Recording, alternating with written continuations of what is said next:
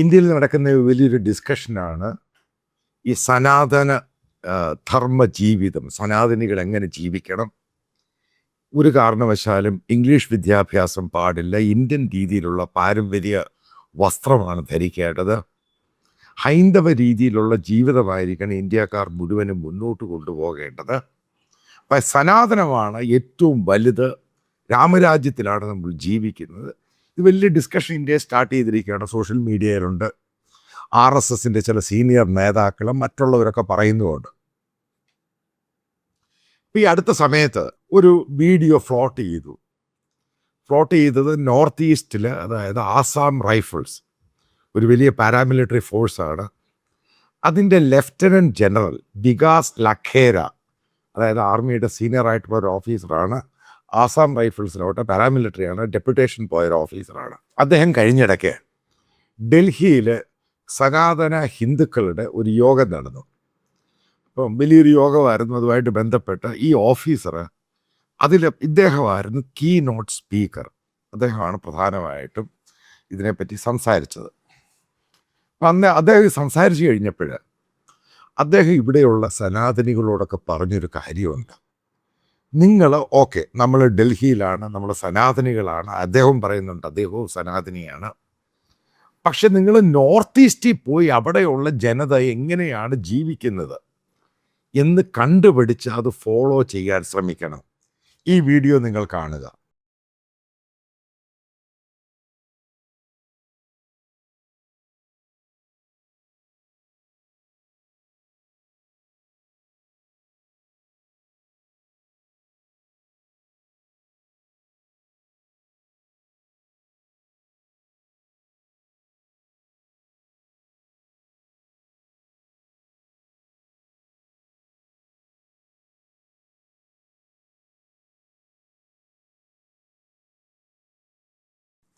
അപ്പോൾ ഈ വീഡിയോയ്ക്കകത്ത് പറയുന്നത് എന്തൊക്കെയാണ്? അതായത് നോർത്ത് ഈസ്റ്റിലെ ജനങ്ങൾ, അതായത് പ്രത്യേകിച്ച് മിസോറാം, നാഗാലാൻഡ്, മണിപ്പൂർ, അരുണാചൽ പ്രദേശ്, മേഘാലയ, സിക്കിം, ഇവിടുത്തെ ജനങ്ങൾ ഭയങ്കര ഓണസ്റ്റാണ്. അതിനേക്കാൾ ഉപരി അവർ ഭയങ്കര ഡിസിപ്ലിനാണ്. അവർ വലിയ രീതിയിലുള്ള ഹൈജീൻ, ഭയങ്കര ക്ലീൻ ആൻഡ് നീറ്റാണ്. അപ്പം നിങ്ങൾ വിചാരിക്കും, ഇപ്പോൾ നോർത്ത് ഈസ്റ്റിൽ പോകാത്ത പല ആൾക്കാർക്ക് ഇത് വിശ്വസിക്കാൻ പറ്റുന്നില്ല. അതാണ് ഈ സനാതനത്തിൻ്റെ ഏറ്റവും വലിയ പ്രശ്നം. അപ്പോൾ ചോദ്യമുണ്ട്, ഈ നോർത്ത് ഈസ്റ്റ് എന്ന് പറയുന്ന സനാതനയല്ലയോ? നോർത്ത് ഈസ്റ്റ് നേരത്തെ സനാതനമൊക്കെ ആയിരുന്നു. മണിപ്പൂർ സനാതനമല്ലായിരുന്നു, ആയിരുന്നു. അരുണാചൽ ഏറ്റവും കൂടുതൽ സനാതന ഹിന്ദുക്കളായിരുന്നു, ഏറ്റവും കൂടുതൽ. സിക്കിമിൽ ഹിന്ദുക്കളായിരുന്നു കൂടുതൽ, ബുദ്ധമതം കുറച്ചേ ഉണ്ടായിരുന്നുള്ളൂ. അപ്പോഴവിടെ മനസ്സിലാക്കി എന്തുകൊണ്ടാണ് ഈ സനാതനം മാറിയിട്ട് അവിടെ ക്രിസ്ത്യാനിറ്റി വന്നു കഴിഞ്ഞപ്പോൾ എന്തു മാറ്റമാണ് ഈ പറയുന്ന നോർത്ത് ഈസ്റ്റേൺ സ്റ്റേറ്റുകളിലുണ്ടായത്? ഇതാണ് ചോദ്യചിഹ്നം. നോർത്ത് ഈസ്റ്റ് എന്ന് പറയുന്ന മറ്റുള്ള ഇന്ത്യൻ ടെറൈൻ പോലല്ല. അധികവും ഹിമാലയൻ ഗ്ലേസിയറാണ് ഏറ്റവും ദുർഘടമായി ജീവിക്കുന്ന അതേപോലുള്ള ടെറൈനാണ് ഈ നോർത്ത് ഈസ്റ്റ്. ഇടുങ്ങിയ വഴികൾ, ഞാൻ ഈ പറയുന്ന സിറ്റികളിൽ പോലും ഇടുങ്ങിയ വഴികളാണ്. അവിടെ എങ്ങനെയാണ് ഈ ട്രാഫിക്? ഈ വീഡിയോ നോക്കുക. ഇപ്പം ട്രാഫിക് എന്ന് പറയുന്നത്, കാരണം അവർക്കറിയാം, ആ ജനതയ്ക്കറിയാം, ട്രാഫിക് ബ്ലോക്ക് ആക്കി കഴിഞ്ഞാൽ അവരുടെ ലൈഫിനെ അത് ബാധിക്കും. ആയിരക്കണക്കിന് വാഹനങ്ങളുണ്ട് അവിടെ, ഇഷ്ടം പോലെ ടൂറിസ്റ്റുകൾ പോകുന്നുണ്ട്.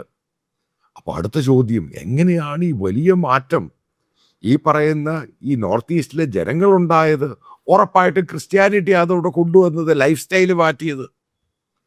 ആദ്യം മനസ്സിലാക്കുക, നോർത്ത് ഈസ്റ്റിലെ ട്രൈബ്സ് എന്ന് പറയുന്നത് ഏറ്റവും ക്രൂരമായ ട്രൈബ്സ് ആയിരുന്നു. ഏറ്റവും ക്രൂരമായ ട്രൈബ്സ്. അവർ സ്വന്തം ആൾക്കാരെ കൊന്നു തിന്നുന്നവരായിരുന്നു. മനുഷ്യനെ തിന്നുന്ന ട്രൈബ് ഉണ്ടായിരുന്ന പ്രദേശമായതും നോർത്ത് ഈസ്റ്റ്. ഇത് ഞാൻ ഈ പറയുന്ന 1000-2000 വർഷത്തെ കാലമൊന്നുമല്ല, ഒരു 100 വർഷം മുമ്പ് വരെ ഇതാണ് നോർത്ത് ഈസ്റ്റിലുണ്ടായിരുന്നത്. കാരണം അതേപോലെയുള്ള ടെറൈൻ, അതേപോലെയുള്ള ജീവിതം, ആ രീതിയിൽ അവർ ജീവിച്ചിരുന്ന ട്രൈബ്സാണ് ഇവർ. അവരിലെങ്ങനെയാണ് മാറ്റം ഉണ്ടായത്? ഞാനിത് ക്രിസ്ത്യാനിറ്റിയെ ഹൈലൈറ്റ് ചെയ്യാൻ വേണ്ടി പറയുന്നതല്ല വീഡിയോ. ഒരു ആർമിയുടെ ജനറൽ കഴിഞ്ഞു കഴിഞ്ഞപ്പോൾ എന്താണ് പിന്നെ അവിടെ സംഭവിച്ചത്? ഈ അടുത്ത കാലത്ത് അരുണാചൽ പ്രദേശുമായി ബന്ധപ്പെട്ട് ചില വാർത്തകളും വീഡിയോകളും ഒക്കെ പുറത്തു വരുന്നു. അതും ഈ സനാതനികളും RSSും BJPക്കാരും മനസ്സിലാക്കിയിരിക്കണം എന്താണ് ഈ അരുണാചൽ പ്രദേശിൽ നടന്നത്. അരുണാചൽ ബേസിക്കലി BJP ആണ് അവിടെ ഭരിക്കുന്നത്.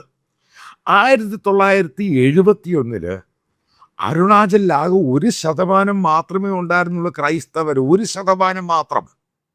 1971 കാര്യമാണ് പറയുക, കാരണം അന്നാണ് എൻ്റെ ഡേറ്റ് ഓഫ് ബർത്ത് എന്ന് പറയുന്നത്. പിന്നെ എനിക്ക് 56-57 വയസ്സായി. ഈ 56-57 വർഷം കൊണ്ട് എങ്ങനെയാണ് അരുണാചലിൽ ഈ 1% നിന്നും 47% അവിടെ ക്രിസ്ത്യാനിറ്റി എങ്ങനെയാണ് വളർന്നത്? ഇത് ഈ സനാതനികളും RSSകാരും പോയി പഠിക്കേണ്ട വിഷയമാണ്.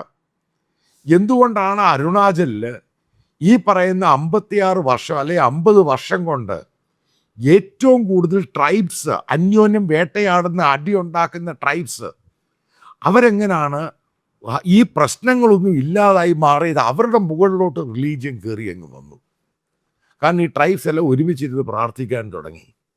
അതോടുകൂടി ആ ട്രൈബ്സിൻ്റെ അടിയങ്ങ് മാറി. ഇതാണ് റിയാലിറ്റി. അപ്പം നമ്മൾ ആലോചിക്കണം, ഈ ട്രൈബ്സിനകത്ത് മാറ്റം കൊണ്ടുവന്ന റിലീജിയസ്, അതായത് പ്രത്യേകിച്ച് ക്രിസ്ത്യാനിറ്റി, അതിനെ നമ്മൾ അംഗീകരിക്കണോ അതോ അതിനെ നമ്മൾ തള്ളിക്കളയണോ? അതോ നമ്മൾ സനാതന മൂല്യത്തിൽ നിൽക്കണോ? ഇവരെ തമ്മി തല്ലി ചാവാൻ കൊടുക്കണോ?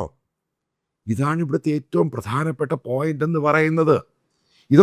ഇതൊക്കെ അരുണാചലിലും ഈ പറയുന്ന സ്റ്റേറ്റുകളിലൊക്കെ നിങ്ങൾ പോയി കാണുമ്പോഴാണ് മനസ്സിലാവുന്നത്.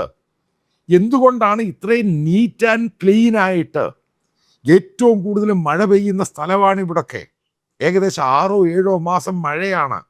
2 മഴ പെയ്ത് കഴിഞ്ഞാൽ അവിടുത്തെ റോഡുകളെല്ലാം ബ്ലോക്കാകും. അതായത് ഇഷ്ടം പോലെ ലാൻഡ് സ്ലൈഡുകൾ നടക്കുന്ന സ്ഥലമാണ്.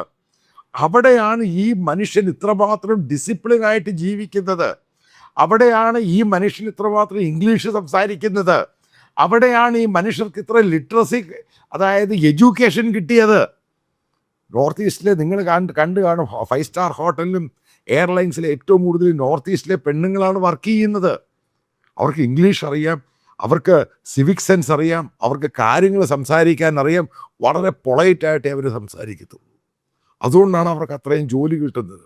എന്തുകൊണ്ട് മറ്റു ഇന്ത്യൻ സ്റ്റേറ്റുകളിൽ ഏറ്റവും വലിയ സനാതന സ്റ്റേറ്റാണ് ഉത്തർപ്രദേശ്, മറ്റൊന്ന് രാജസ്ഥാന്, ഇപ്പുറത്ത് മധ്യപ്രദേശ്, മഹാരാഷ്ട്ര, അപ്പുറത്ത് ഗുജറാത്ത്. എന്താണ് ഈ സംസ്ഥാനങ്ങളിലൊന്നും ഈ പറയുന്ന ഡിസിപ്ലിൻ ഇല്ലാത്തത്? എന്തുകൊണ്ടാണ് ഈ സംസ്ഥാനങ്ങളിൽ ഏറ്റവും വൃത്തിഹീനമായ സിറ്റികളും വൃത്തിഹീനമായ ഗ്രാമങ്ങളും ഉണ്ടായത്? എന്തുകൊണ്ടാണ് ഈ സ്റ്റേറ്റിലൊക്കെ ഇത്രമാത്രം ക്രൈം കൂടുന്നത്? ഇതാണ് പഠിക്കേണ്ട വിഷയം. അതേപോലെ തന്നെ ഈ ഓഫീസർ പറയുന്ന മറ്റൊരു സംഭവമുണ്ട്, ഓണസ്റ്റി. അതായത് പല നാഗാലാൻഡിലും പല സ്ഥലങ്ങളിലും അവർക്ക് കടയുള്ളവരുണ്ട്, അത് വിദൂരമായ ഗ്രാമങ്ങളാണ്. അപ്പോൾ ഈ കടയുള്ള ആളുകൾ എന്ത് ചെയ്യും? അവർക്ക് കൃഷിയും ചെയ്യണം.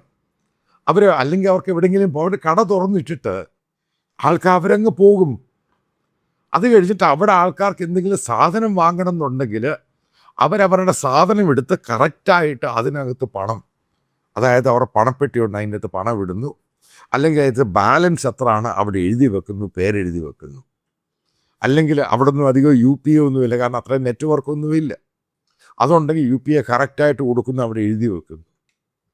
ഇതാണ് ഓണസ്റ്റി എന്ന് പറയുന്നത്. ഇന്ത്യയെ സംബന്ധിച്ചിടത്തോളം, സനാതന മൂല്യത്തെ സംബന്ധിച്ചിടത്തോളം ഇങ്ങനൊരു ഓണസ്റ്റിയെപ്പറ്റി ചിന്തിക്കാൻ കഴിയൂ?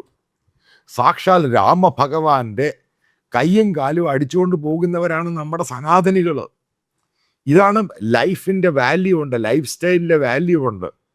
അതുപോലും അറിയാത്തവരാണ് ഇന്ത്യയിലെ മഹാഭൂരിപക്ഷം സനാതനികളും. അവരാണ് ഈ സനാതന ധർമ്മത്തെ ഉയർത്തിപ്പിടിച്ച് കാണിക്കുന്നത്. പള്ളികൾ പൊളിക്കുന്നു, ബുൾഡോസ് വെച്ച് മുസ്ലിം ദേവാലയങ്ങൾ അവരെ കൊല്ലാൻ പോകുന്നു. അപ്പം എന്ത് സനാതന മൂല്യം ഈ പറയുന്ന നോർത്ത് ഈസ്റ്റേൺ സ്റ്റേറ്റുകൾ കാണിക്കുന്നത് എന്തുവാ? നിങ്ങളൊന്ന് ട്രാവൽ ചെയ്താലേ മനസ്സിലാക്കാൻ സാധിക്കൂ.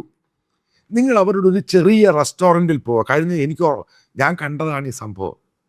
ആ റെസ്റ്റോറൻറ്റിൽ പോയപ്പോൾ മനസ്സിലാക്കിയ സംഭവം, എത്ര ക്ലീൻ ആൻഡ് നീറ്റാണ് അവരുടെ ടോയ്ലറ്റ്, എത്ര വൃത്തിയായിട്ടാണ് അവരുടെ ആഹാരം വിളമ്പുന്നതും ആഹാരം ഉണ്ടാക്കുന്നതും. നമുക്ക് തരുന്ന ഹോസ്പിറ്റാലിറ്റി, ഇത് പഠിച്ചിരിക്കേണ്ടതാണ്.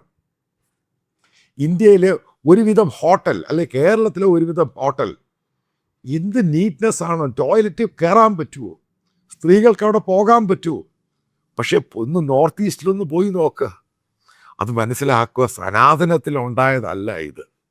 ഇത് ക്രിസ്ത്യൻ വാല്യൂസിൽ അവരെ പഠിപ്പിച്ചിട്ടുണ്ടാക്കിയെടുത്തതാണ്. ഇതാണ് ഈ മാസീവായിട്ടുള്ള വ്യത്യാസം എന്ന് പറയുന്നത്.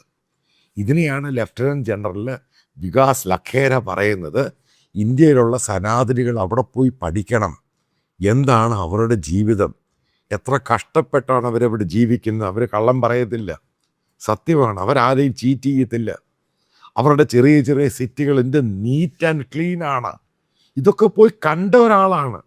അതേപോലെ കഴിഞ്ഞ പ്രാവശ്യം ഞാൻ ഫാമിലി ആയിട്ട് അവിടെയാണ് വെക്കേഷന് പോയത്, സമ്മറിൽ. അപ്പം അത് കഴിഞ്ഞപ്പോൾ ഞാൻ ആ ടാക്സി ഡ്രൈവറോട് പറഞ്ഞു, അപ്പോൾ ഞാനവിടെ താമസിക്കുന്ന ഗാങ്ടോക്കിൽ, എനിക്ക് 10-25 കിലോമീറ്റർ അകത്തുള്ള ഒരു ചർച്ചിൽ പോകണം, ഒരു അമ്പലത്തിൽ പോകണം, ഒരു മൊണാസ്ട്രി, അതായത് ബുദ്ധിസ്റ്റ് മൊണാസ്ട്രി പോകണം. അപ്പം ഞാൻ ആ പോയ ഒരു ചർച്ച്, ആ ചർച്ചാണ് കാണുന്നത്. ഗ്രാമത്തിലുള്ള ചർച്ചാണ്. എത്ര പേരവിടെ കൂടിയേക്കെന്ന് നോക്കുക. അവരുടെ സൺഡേ സ്കൂള് മറ്റൊരു ഭാഗത്ത് നടക്കുന്നു. ഇതെല്ലാം കാണുമ്പോൾ മനസ്സിലാക്കുന്ന പോയിന്റ് എന്തുവാ? ഇതാണ് ബേസിക്കലി ഇന്ത്യക്കാർ, സനാതനികളായി ഇന്ത്യക്കാർ മനസ്സിലാക്കേണ്ടത്. ചേഞ്ചസ് കൊണ്ടുവന്ന സനാതനത്തിൽ കൂടല്ല, ചേഞ്ചസ് കൊണ്ടുവന്നത് അവർക്കൊരു ലൈഫ് സ്റ്റൈൽ മാറ്റിയെടുത്ത് ക്രിസ്ത്യൻ തോട്ട്സിൽ കൂടാണ്. അപ്പം അതൊരു ചേഞ്ച് അല്ലേ? മനുഷ്യൻ മാറണ്ടായോ? അവന് വൃത്തിയുള്ള ജീവിത രീതി വേണ്ടായോ? അവന് എഡ്യൂക്കേഷൻ കിട്ടണ്ടായോ? അവൻ്റെ ഓണസ്റ്റി അവനത് കാണിക്കണ്ടായോ? അവൻ ആ രീതിയിൽ ജീവിക്കണ്ടായോ? മനുഷ്യനെ അല്ലേ സ്നേഹിക്കുകയും മുന്നോട്ട് പോവുകയും ചെയ്യേണ്ടത്? ഈ ചോദ്യത്തിനൊന്നും ഉത്തരം കൊടുക്കുവാൻ ഇന്ത്യയിലെ സനാതനികൾക്കോ RSSനോ BJPക്കോ കഴിയുന്നില്ല. ഇതാണ് ഏറ്റവും വലിയ ചോദ്യചിഹ്നം. ഇത് ഉറപ്പായിട്ടും ഇത് ഇന്ത്യ മുഴുവനും ഡിസ്കസ് ചെയ്യാൻ പോവുകയാണ്. സനാതന മൂല്യം കൊണ്ട് ഇന്ത്യക്കാർക്ക് എന്താണ് കിട്ടിയത്? ഇന്ത്യക്ക് എന്ത് വാല്യൂ അഡീഷണൽ സിസ്റ്റമാണ് കിട്ടിയത്? ഇന്ത്യക്ക് നാശം മാത്രമാണ് കിട്ടിയത്. ബാക്ക്വേർഡ് ക്ലാസ്സിനെ നശിപ്പിക്കാൻ വേണ്ടിയാണ് ഇത് ഉണ്ടാക്കിയെടുത്തിരിക്കുന്നത്. അതിനു വേണ്ടിയാണ് ഇത് ഹൈലൈറ്റ് ചെയ്തിരിക്കുന്നത്. അതേസമയം സനാതന മൂല്യങ്ങളെ മാറ്റി നിർത്തി കഴിഞ്ഞപ്പോൾ നോർത്ത് ഈസ്റ്റിലെ ജനങ്ങൾ മാറി. അതാണ് ഏറ്റവും വലിയ പാഠം എന്ന് പറയുന്നത്.